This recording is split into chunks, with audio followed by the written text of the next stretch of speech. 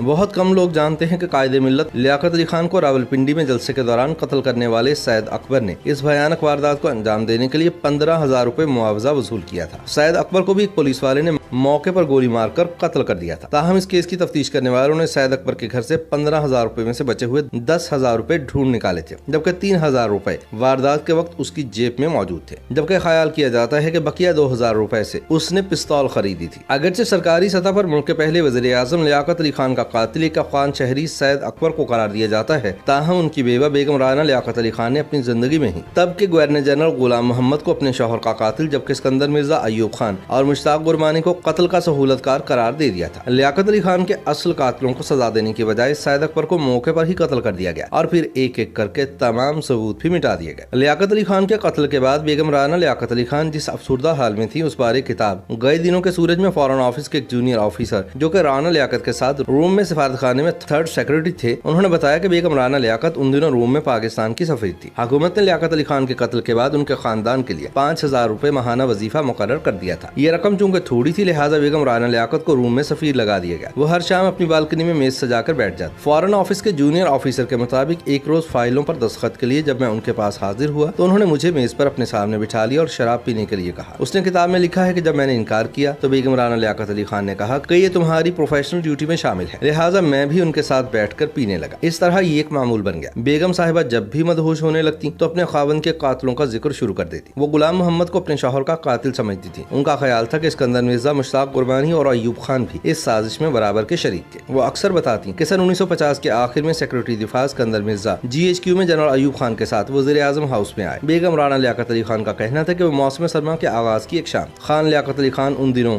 उन दोनों के हमरा स्टडी में चले गए, जहाँ वो 2 घंटे तक पता नहीं क्या बातें करते रहे। लेकिन जब वो लोग वापस चले गए तो मैंने अपने मियाँ को परेशान पाया। वो रात गए तक कहवा पीते रहे। उनकी परेशानी देखकर मेरा दिल खौफ से लरसता रहा, लेकिन मेरे अंदर खान साहब से सवाल करने का हौसला नहीं था, क्योंकि इस किस्म की कैफियत में वो मजीद गुमसुम से हो जाते थे। लियाकत अली खान ने नमाज फजर के वक्त मुझे बताया कि फौज के कुछ लोग हमारी फॉरेन पॉलिसी से मुतमईन नहीं है। वो चाहते हैं कि हम रूस को दोस्त बना लें। ये लोग हमारे मसाइल नहीं समझते। बहरहाल सब ठीक हो जाएगा। ठीक 3 माह बाद हमारे नए आर्मी चीफ ने जनरल अकबर समेत दूसरे ऐसे फौजी और सिविल लोग वज़ीर आज़म को पेश कर दिए जो मुल्क में इश्तराकी फौजी हुकूमत लाने के लिए उनका तख्ता उलटने की साजिश कर रहे थे। सिकंदर मिर्जा ने मुजरिमों की फाइल वज़ीर आज़म को पेश करते हुए कहा था कि देख लीजिए, हमारा इंतखाब गलत साबित नहीं हुआ। खान साहब ने फाइल पकड़ते हुए मेरी तरफ देखा तो मैं बेइख्तियार मुस्कुरा उठी। चंद रोज बाद उन मुजरिमों के खिलाफ रावलपिंडी साजिश केस के तहत मुकदमा कायम कर दिया गया। बेगम राना लियाकत के मुताबिक मैंने लियाकत अली खान की जात में भी बाज़ तब्दीलियां महसूस की। वो रात देर तक जागते रहते, कहवा पीते रहते, बाज़-औक़ात पूरी रात नवाफिल पढ़ते रहते। उन्हीं दिनों CID का चीफ भी कसरत से वज़ीर आज़म हाउस आता रहता था। और राना लियाकत अली खान के मुताबिक सन 1951 की गर्मियों की एक शाम को लियाकत अली खान जब दफ्तर से वापस आए तो मुझे कहा कि तुम मेरे पास बैठो, मैं तुमसे कोई अहम बात करना चाहता हूँ। कुछ लोग मुझे मारना चाहते हैं। राना लियाकत कहती हैं कि उनके शौहर के खिलाफ कौन क्या साजिश कर रहा है, कौन कातिलों से बातचीत कर रहा है, साजिशों के साथ कौन कौन शरीक है। वो हर बात के बाद गुलाम मोहम्मद और गुरमानी का जिक्र करते थे। आखिर में उन्होंने मुझे बताया कि उन्होंने काबीना के इजलास में गुलाम मोहम्मद और गुरमानी को खूब झाड़ पिलाई है, जबकि दोनों ने मुझसे सफाई के लिए फिर मोहलत तलब की है जो मैंने दे दी है, लेकिन मैं उन्हें जल्द ही फारिग कर दूंगा। बेगम राना लियाकत कहती हैं कि 16 अक्टूबर की सुबह जब लियाकत अली खान रावलपिंडी जाने के लिए तैयार हुए तो बड़े खुश थे। मुझसे मुखातिब होकर कहा कि मैं आज कौम को अपना राजदार बनाकर सारे दुखों से आजाद हो जाऊंगा। मैं उन सब के नाम पब्लिक कर दूंगा जो मुल्क की जड़ें काटना चाहते हैं। तुम मेरे लिए दुआ करना। वो मेरी उनसे आखिरी मुलाकात थी। इसके बाद वो दुनिया से रुखसत हो गए। मिसेज राना लियाकत अली खान के मुताबिक उनके शौहर के कत्ल के बाद गुलाम मोहम्मद गवर्नर जनरल बन गया और उसके हवारियों को बड़े बड़े ओहदे मिल गए। कौम को बेवकूफ बनाने के लिए कत्ल की तहकीकात के लिए एक इंक्वायरी कमीशन बनाया गया और बस जब वो शहीद हुए तो पूरे मुल्क में हमारे लिए सर छुपाने का कोई ठिकाना नहीं था। खर्च की रकम वही थी जो मरहूम के चिकन से निकली थी। लिहाजा मैंने सोचा कि बच्चों का पेट पालने के लिए कहीं नौकरी कर लूं। उन्हीं दिनों सिकंदर मिर्जा मेरे पास आए तो मैं उनसे बड़ी सख्ती से पेश आई, क्योंकि वो भी लियाकत अली खान की शहादत के मौके से फायदा उठाने वालों में शामिल थे। वो बड़े तहम्मुल से मेरी बात सुनते रहे और आखिर में मुझे कायल करके गवर्नर जनरल गुलाम मोहम्मद के पास ले गए। गुलाम मोहम्मद बड़ी फिरौनियत से मुझे मिले और कहने लगे कि मुझे पता है कि आपके पास सर छुपाने के लिए कोई जगह नहीं है, खाने के लिए कोई रकम नहीं, लेकिन मैं आपकी कोई खिदमत नहीं कर सकता। इस मुलाकात के कुछ ही अरसे बाद बेगम राना लियाकत अली खान को रोम में सफीर बना। बेगम राना लियाकत अली खान को सफीर लगाने के पीछे असल वजह यही थी कि उनको मुल्क से दूर रखा जाए ताकि वो मजीद तफ्तीश और तहकीक में ना घुसे, वगरना उनको भी वारदात का निशान समझकर शायद रास्ते से हटा दिया जाता। इस बात का तस्करा करते हुए राना लियाकत अली खान इस बात का पस मंजर बताती हैं और कहती हैं कि एक रोज कत्ल की तफ्तीश करने वाले उस वक्त के IG special branch Ejazuddin Karachi में मेरे घर आए। उन्होंने मुझे बताया कि वो कातिल तक पहुंच चुके हैं, अगर वो चंद दिन मजीद रह रह गए तो ये राज राज नहीं रहेगा। मैंने उनसे तफसीलात पूछी तो उन्होंने बताया कि सैयद अकबर जो कि लियाकत अली खान का कातिल था, उसको 15 अक्टूबर को एक CID का एहलकार एबटाबाद से रावलपिंडी लाया था। होटल के रजिस्टर में उसका नाम भी दर्ज है। उसको कत्ल करने के एवज 15,000 रुपए दिए गए थे। वारदात के बाद 10,000 उसके घर और 3,000 रुपए उसकी जेब से बरामद हुए, जबकि बाकी 2,000 रुपए का अब तक सुराग नहीं लगाया जा सका।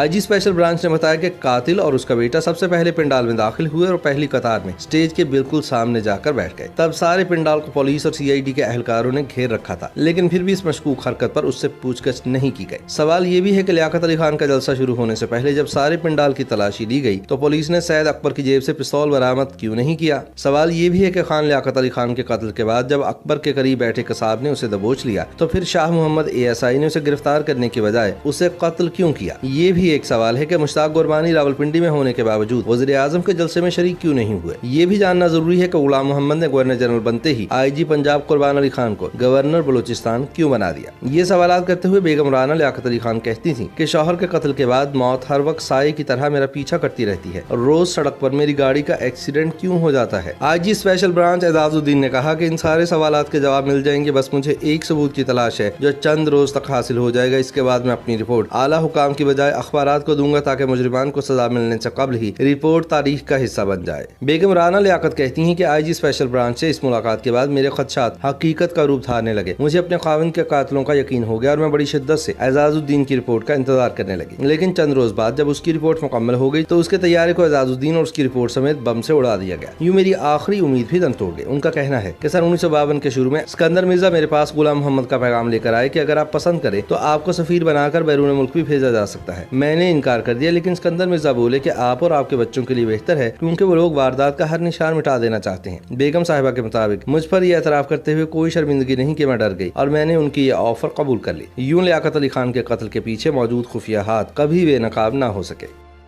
YouTube पर गूगली न्यूज देखने के लिए youtube.com की सर्च बार में गूगली न्यूज TV टाइप करें। गूगली न्यूज के पेज पर सुर्ख रंग के सब्सक्रिप्शन वाले बटन पर क्लिक करना ना भूलिए। YouTube पेज पर अपलोड होने वाली वीडियोस से बाखबर रहने के लिए बेल आइकन पर क्लिक कीजिए। आपको हर नई वीडियो के बारे में नोटिफिकेशन मौसूल हो जाएगा।